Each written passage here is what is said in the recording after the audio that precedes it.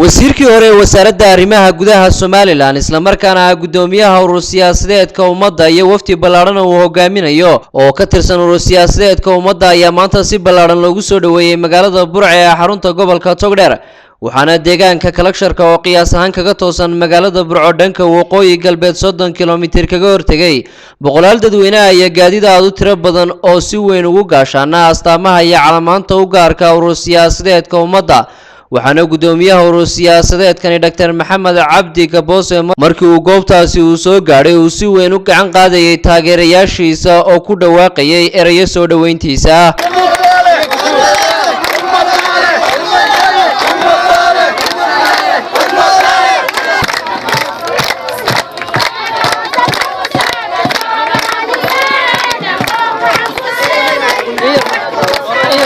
waxaana wafdigani ay si weyn u soo galbiyeen gaadiid aad u tiro badan guud ahaanba lagu soo wareejiyay sharciyada waaweyn ee magaalada Burco oo ay ku sugnaayeen boqolaal dad oo luxayay caleemo qoyan iyo astaamaha urur siyaasadeedka ummadda taasi oo gabagabadiina ay isugu soo biyashubteen xarunta dhexe urur siyaasadeedka ummaddu uu ku yeelan doono magaalada Burco waxaana Dr. Maxamed Cabdi Gaboose oo goob fagaraha kala hadlay boqolaal ka tirsan taageerayaashiisa uga mahad celiyay soo dhaweynta ballaaran ee uu sameeyeen waxaanu sheegay in urur siyaasadeedkooda ummaddu uu tixgelinayo shuruudaha iyo qawaaniinta dalka u yaala ee ku saleysan furashada ururada siyaasadda isla markaana waxa uu xuseen xilligan aan la gaarin waqtigii ololaha doorashada loo fasaxay sidaasi daraadeedna ay barnaamijka u socdaan uu yahay oo kaliya furista xafiisyada ay ku yeelan lahaayeen guud ahaanba gobolada dalka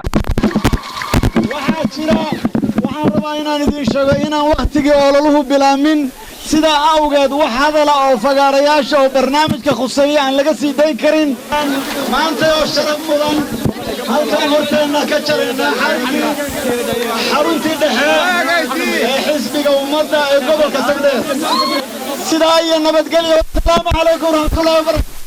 dhinaca kalena waxa uu gudoomiyaha urur siyaasadeedkani Dr. Maxamed Cabdi Gaboose uu maanta si rasmi ah xariga uga jaray xafiiska xarunta dhexe urur siyaasadeedkani uu ku yeelan doono magaalada Burco ee xarunta gobolka Togdheer ugu dambeyntiina soo dhaweyntani ballaaran ee maanta loogu sameeyay magaalada Burco mas'uuliyiinta sarsare ee urur siyaasadeedka ummadda ayaa isagu noqonaya socdaalkii ugu horeeyay ay ku yimaadaan magaalada Burco tan iyo markii gudida diiwaangelinta furashada ururada siyaasadda ee Somaliland ay si rasmi ah u shaaciyeen in ururka ummaddu uu ka mid noqday ururadii buuxiyay shuruudihii ururada siyaasadda lagu xidhay